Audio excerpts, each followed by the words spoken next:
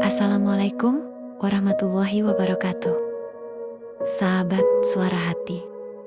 Dalam pandangan ma'rifat hikmah, istilah nafas, nufus, tanafas, dan amas bukan sekadar kata, melainkan lapisan kesadaran yang berkaitan dengan bagaimana rezeki itu hadir, mengalir, dan menampakkan diri dalam kehidupan seorang hamba.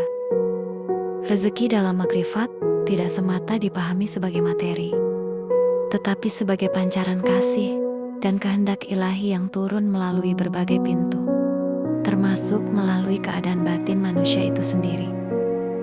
Nafas adalah pintu pertama. Ia adalah aliran hidup yang paling dekat dengan kita. Setiap tarikan adalah penerimaan, setiap hembusan adalah pelepasan.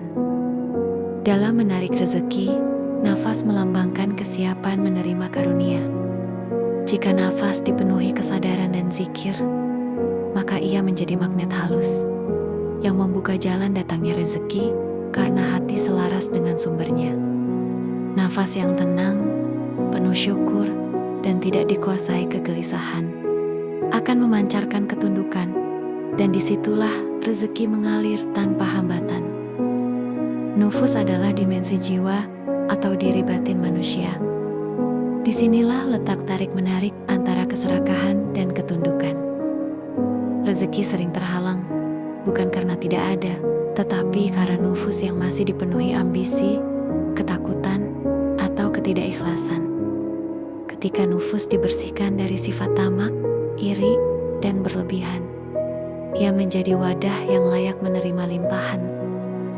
Dalam makrifat, bukan banyaknya usaha lahir semata yang menarik rezeki, tetapi kejernihan nufus yang membuat rezeki betah untuk tinggal.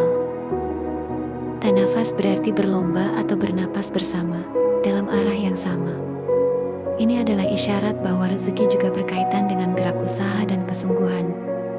Namun dalam makrifat, tanafas bukanlah persaingan yang saling menjatuhkan, melainkan kesungguhan berlomba dalam kebaikan, dalam kualitas diri, juga dalam memberi manfaat. Saat seseorang bertanafas dalam kebaikan, berusaha dengan niat yang lurus, bekerja dengan integritas, ia sedang menyelaraskan geraknya dengan hukum ilahi, sehingga rezeki datang sebagai akibat yang alami, bukan hasil paksaan. Sedangkan amas dapat dimaknai sebagai sentuhan halus atau rasa batin yang dalam, yaitu sejenis kepekaan ruhani. Dalam konteks rezeki, amas adalah kemampuan merasakan arah, membaca tanda-tanda, dan menangkap peluang yang tidak terlihat oleh mata biasa. Orang yang memiliki amas yang hidup akan merasakan kapan harus bergerak, kapan harus diam, kapan harus menerima, dan kapan harus melepaskan.